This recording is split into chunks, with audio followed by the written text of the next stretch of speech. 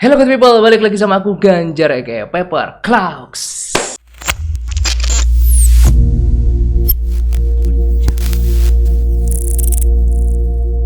Well, ini sebenarnya aku belum pengen bikin video buat hari ini sebenarnya karena aku masih pengen recovery dulu.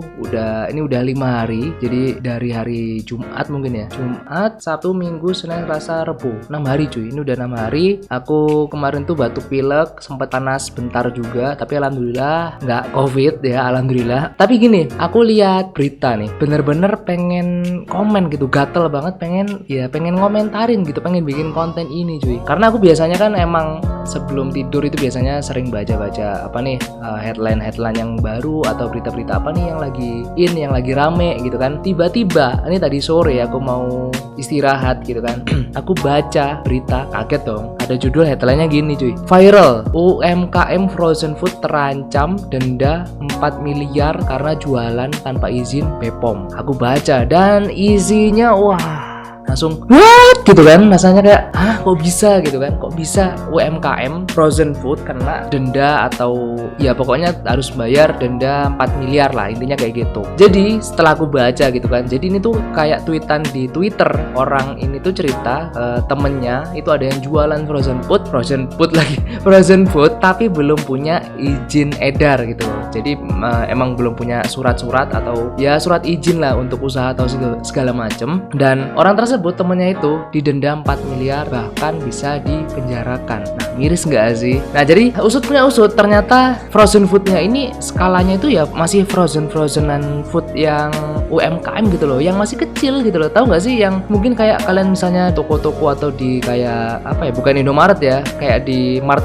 yang lain gitu kan, itu kayak model ada roti Mariam isinya 10, labelnya pun kayak masih ala kadarnya, cuma stiker doang ditempel di plastik, atau mungkin kayak kentang goreng, kebab, atau sekarang yang lagi rame itu kayak dimsuman gitu kan yang 1000-an. Ya itu kan hitungannya masih skala rumahan gitu loh, skala UMKM banget, mikro ke bawah lah hitungannya, mikro bukan menengah sih, mikro yang kecil gitu. Bahkan bukan yang frozen food yang kayak di TV atau sosis yang ada di TV, ya bukan kayak gitu, masih skala ya di rumah gitu, produksinya bener-bener ya masih rumahan. Nah jadi orang tersebut diinterogasi, dipanggil polisi, bla bla bla, pokoknya diwawancara segala macam. Dan pas di tempat polisi ternyata banyak juga pelaku usaha yang mengalami hal serupa teman-teman. Dari yang katanya nih penjual bubuk cabe, mie frozenan gitu atau mie beku, kemudian kopi bubuk juga ada gitu. Ya Allah gitu kan, jual apa sih bubuk cabe gitu loh, bubuk cabe anjir, bukan bubuk cabe yang kayak bon cabe nih ya, bukan kayak bon cabe ya, masih kemasannya ya skala UMKM gitulah. Itu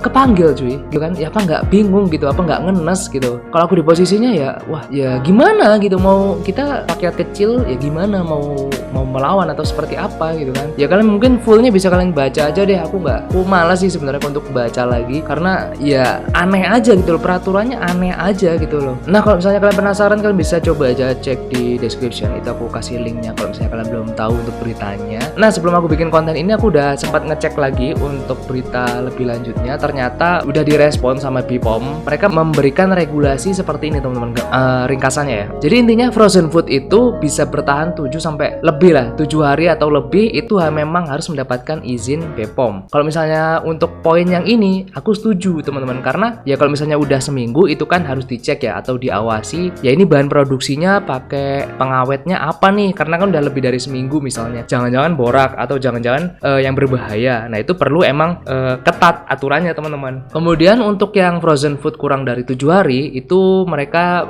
minta hanya cukup izin edar PIRT doang gitu kan. Yang diproduksi massal atau yang udah skalanya pabrikan atau yang besar dan didistribusikan oleh distribusi formal itu harus ada izin edar BPOM-nya. Nah mungkin maksudnya distribusi formal itu kayak brand-brand yang udah masuk di supermarket atau di mall-mall, ya itu emang harus punya BPOM. Sedangkan untuk UMKM frozen food yang mereka itu produksinya masih direct order. Gampangnya gini, misalnya ada orang pesen, terus produsennya ini langsung bikin gitu kan ada tuh by PO misalnya. Biasanya kalau di tempatku tuh ada teman-teman, jadi ibu-ibu di sini tuh ada yang bikin atau ada yang usaha kayak frozen food tapi by PO gitu. Jadi dikumpulin 2 hari atau 3 hari, nanti berapa orang yang pesen, misalnya beli lumpia atau beli gorengan apa gitu yang frozenan, nanti dibuatkan sama ibu-ibu tersebut. Ketika udah semuanya terdaftar atau udah masuk semua PO-nya, nanti diproduksi nungguin 1 atau 2 hari seperti itu. Jadi kalau misalnya yang seperti itu nggak perlu izin edar untuk BPOM-nya, teman-teman. Alhamdulillahnya lagi, kasus ini udah dikoordinasikan sama Kemenkop UKM dengan Kepolisian Republik Indonesia agar mengutamakan pembinaan dulu gitu kan. Jadi bukan penindakan kayak yang berita ini keluar yang harus harus dipanggil kemudian bisa terancam sampai pidana juga gitu kan, kepada mereka pengusaha mikro atau UMKM yang masih belum memenuhi perizinan usaha yang dibutuhkan. Jadi emang harus dibina dulu. Misalnya masih belum tahu gimana caranya melapor izin atau mengurus izin, ya mereka dibina gitu. Nah itu aku setuju banget. Di sini masalahnya, alhamdulillahnya udah clear ya teman-teman. Jadi pihak Kemenkop tadi, Kemenkop UKM sama kepolisian udah saling koordinasi. Jadi udah nggak ada kesalahan di lapangan. Semoga aja nggak ada kesalahan di lapangan. Tapi di sini yang pengen aku soroti, kenapa UU ini atau peraturan ini itu nggak sampai sih penyuluhannya ke masyarakat gitu. Aku pun nggak pernah tahu gitu loh, nggak pernah baca, atau aku yang nggak pernah update, atau mungkin kalian yang nonton ini ada atau yang tahu tentang peraturan-peraturan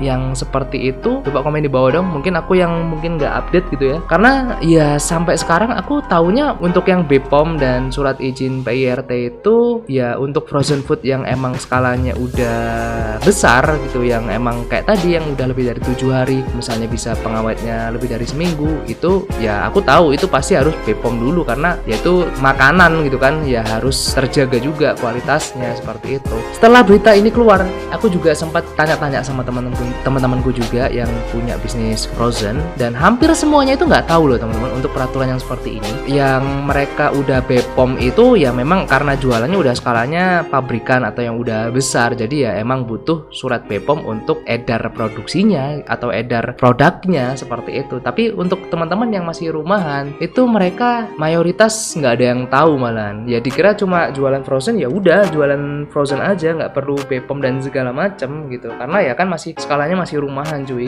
Nah ini loh kelemahan kita tuh, kadang peraturan kita itu nggak tahu gitu kan.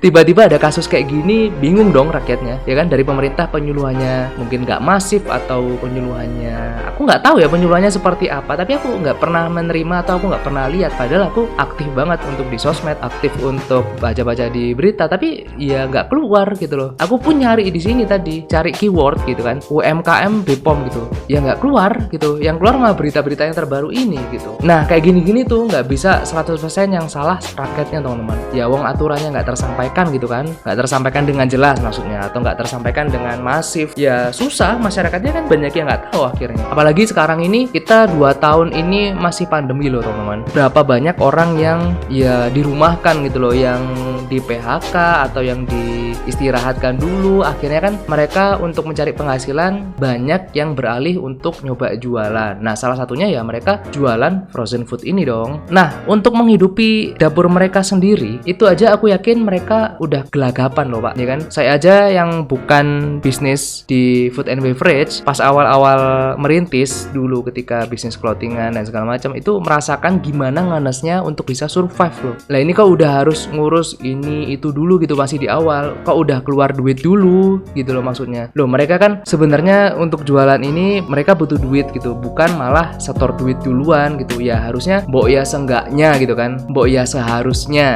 ya kalau misalnya pemerintah itu nggak bisa bantu dengan modal, ya dikasih penyuluhan kayak, atau dikasih ilmu-ilmu, atau apa ya bisa dibilang kayak workshop yang membantu kayak, atau ngasih ilmu usaha yang sesuai sama ya apa yang mereka butuhkan misalnya kayak gitu kan. Banyak tuh komunitas-komunitas. Nah kenapa kok pemerintah pemerintah jarang terjun ke sana gitu loh. Ya kan sebenarnya tujuannya biar UMKM ini bisa berkembang. Nah, nanti kalau misalnya mereka udah bisa tumbuh, udah bisa berkembang, itu baru dikasih penyuluhan soal pajak dan segala macem gitu loh. Nah, kalau misalnya kayak gitu kan enak. Contoh ya, aku misalnya ditempatkan di bagian pemerintahan gitu. Ya aku untuk mengajak masyarakat untuk taat pajak, ya nggak langsung apa ya, kalian harus bayar pajak sekian ya nggak gitu. Ya kalau misalnya ada UMKM, ya udah kita bantu, kita kasih penyuluhan, kita kasih bantuan modal misalnya buat mereka segala macam, kasih fasilitas yang memadai. Nah, ketika mereka udah tumbuh, baru kita coba edukasi soal pajak. Pak, karena kita udah membantu Bapak, ini kita ada program namanya pajak gini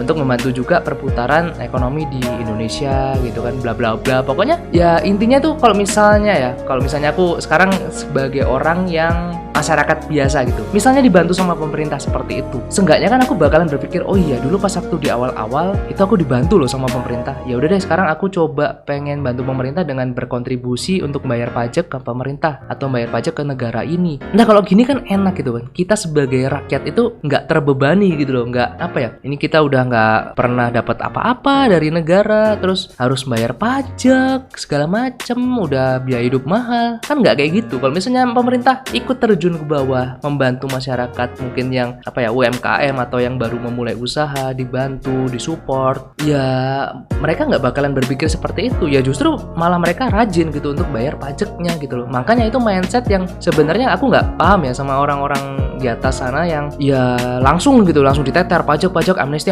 segala macam. Mbok ya edukasinya tuh yang lebih wise, edukasinya tuh yang lebih apa ya, yang bisa lebih ke masyarakat gitu loh. Masa nggak ada yang bisa mikir gitu loh.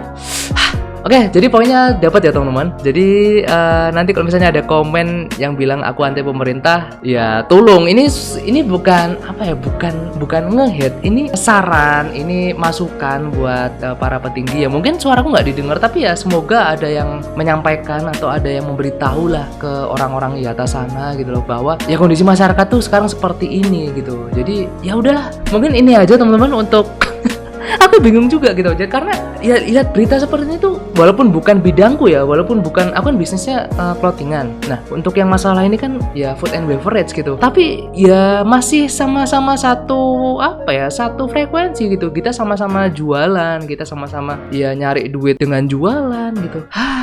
Ya udah deh, mungkin itu aja teman-teman unek-unekku untuk video kali ini. Dan menurut kalian seperti apa peraturan kayak gini tuh bagusnya gimana sih biar UMKM kita itu bisa tetap tumbuh pas lagi pandemi seperti ini? Kalau misalnya kalian ada saran, kalian bisa komen di bawah deh ya. Kalian bisa komen di bawah masukannya seperti apa, siapa tahu teman-teman yang baca juga bisa terbantu atau tercerahkan gitu kan, karena ya pandemi ini nggak tahu sampai kapan cuy. Oke lah, mungkin itu aja teman-teman untuk video kali ini. Thank you guys for watching. Jangan lupa untuk like, share, comment, and subscribe. Stay safe, stay strong, never give up. Paper Claw out. Bye bye teman-teman. Thank you guys for watching. See you next video.